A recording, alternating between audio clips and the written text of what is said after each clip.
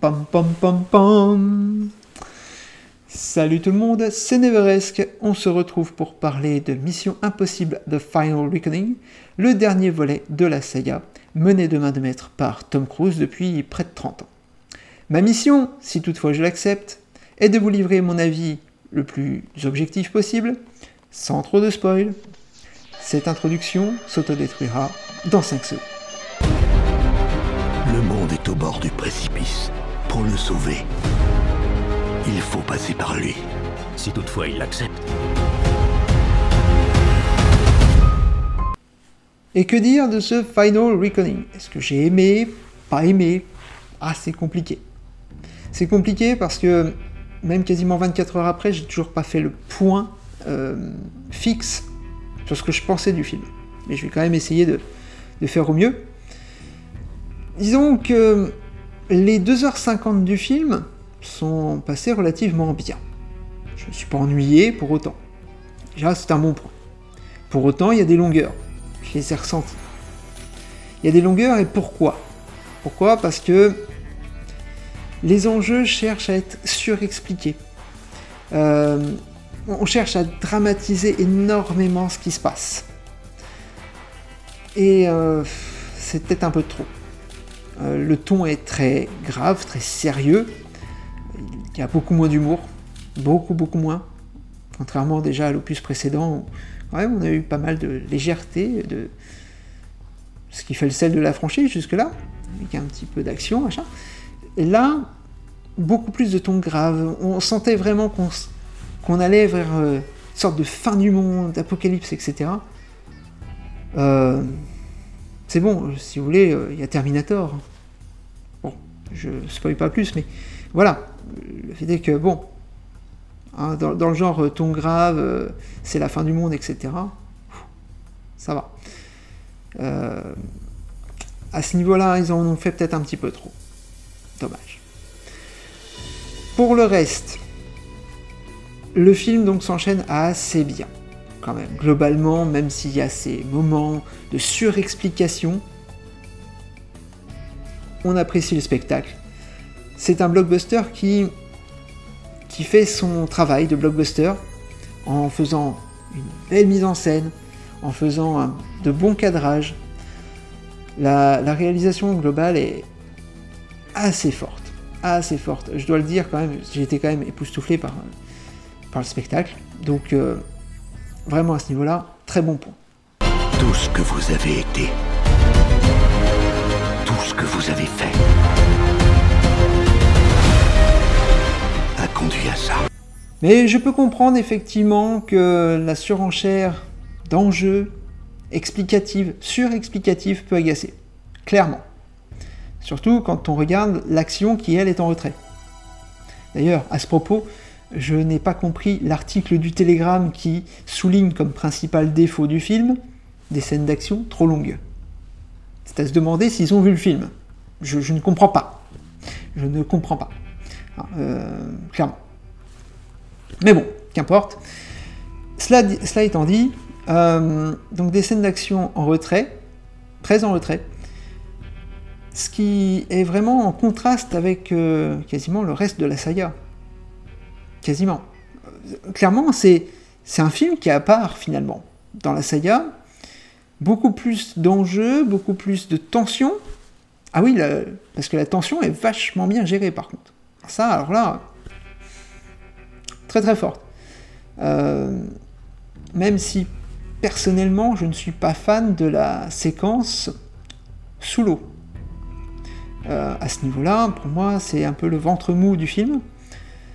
La séquence aquatique de Rogue Nation était bien mieux exécutée. Beaucoup plus de tension et on sentait vraiment qu'il y avait un enjeu réel. Et là, ça marche pas. Je ne pourrais pas vous l'expliquer pourquoi, ça ne marche pas.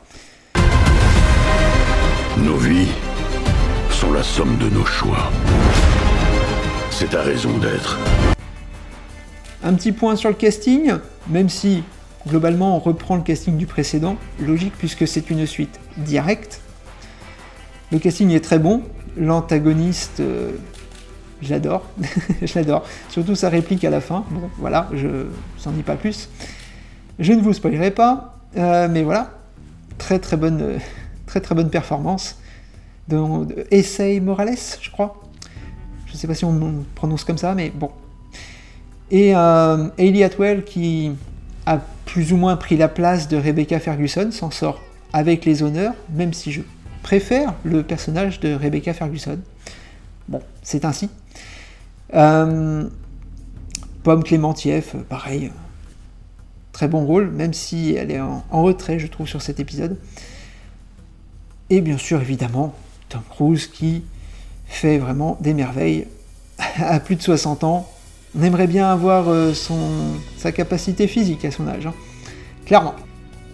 Et pour ce qui est de la BO, la composition souligne extrêmement bien les enjeux mis en place. Elle accompagne bien l'action, quand il y en a. Et donc pose bien le ton. Le ton est très justement bien posé avec la composition. Très fort. À ce niveau-là, rien à dire. Je n'ai pas de regrets. Tu ne devrais pas en avoir. Alors en conclusion, qu'est-ce qu'il faut retenir de ce Final Reckoning? C'est une conclusion qui était un peu prévisible. Malheureusement, j'en attendais beaucoup plus. Beaucoup plus. Peut-être trop. C'est peut-être ça le problème. C'est certainement ça le problème. J'en attendais un effet Rogue Nation, mais en effet conclusif, et malheureusement, je n'ai pas eu ça. C'est peut-être pour ça que je suis un petit peu partagé entre aimer, détester, je sais pas. Clairement, je le mets au-dessus de Fallout, parce que Fallout est clairement l'opus que j'aime le moins. Oui, je sais que ça va choquer certains, mais non, ce n'est pas le 2. Le 2, je l'aime bien. C'est une sorte de plaisir coupable, ou je sais pas quoi, mais je l'aime bien. J'aime bien le 2. Non, Fallout est pour moi l'opus qui m'a laissé un peu de marbre. Et je pense que globalement, quand on repense un petit peu à toute la saga, j'aimais bien, dans le début, le fait que on avait à chaque fois un nouveau réalisateur qui apportait sa patte, sa vision. On avait Brian De Palma, on a eu John Woo, on a eu J.J. Abrams, on a eu Brad Bird, je crois, pour le 4e. Et après, Christopher McQuarrie est arrivé avec Rogue Nation. Et clairement, il avait vraiment posé sa patte, clairement. Malheureusement, après, je trouve qu'il s'est un petit peu empoulé, ce Christopher McQuarrie. Je le trouve trop. Je pense qu'il s'est trop installé, dans une sorte de routine, je sais pas. Et il en ressort une sorte de conclusion un peu mi-figue, mi-raisin pour ce dernier opus. On n'a pas vraiment une sorte d'effet waouh, c'est le dernier, incroyable. Il est émouvant sur certains aspects. Il cherche à émouvoir le spectateur et je dois avouer que j'ai été ému par une certaine séquence. Pareil, pas de spoil, mais je pense que ceux qui ont vu le film me comprendront.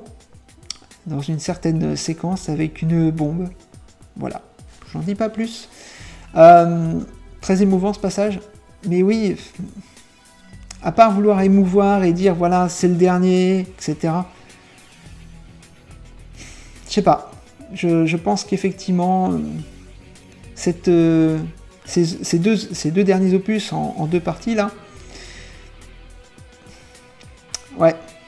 Dans un sens, non, il valait peut-être mieux ne pas finir sur Fallout, mais ouais, je pense qu'effectivement, il est temps d'arrêter. Il est temps d'arrêter les frais. Tom Cruise a plus de 60 ans. Il a fait largement son travail. Sa marque restera à tout jamais. Il a fait quand même 8 missions impossibles sur une trentaine d'années quasiment. C'est incroyable, c'est stratosphérique. Et malheureusement, ça se conclut pas de la plus belle des manières. Je pense qu'il y avait matière à faire peut-être mieux. Mais bon, c'est comme ça. Voilà, c'est tout pour ce Cinéma-Vie. Alors n'hésitez surtout pas à soutenir la chaîne, à vous abonner, à liker, à commenter. Je répondrai à vos commentaires. Si vous n'êtes pas d'accord, pas de souci. Dans le respect le plus total, comme toujours. Et sur ce, je vous laisse et je vous dis à bientôt pour une nouvelle vidéo. Tu dois me faire confiance. Une toute dernière fois.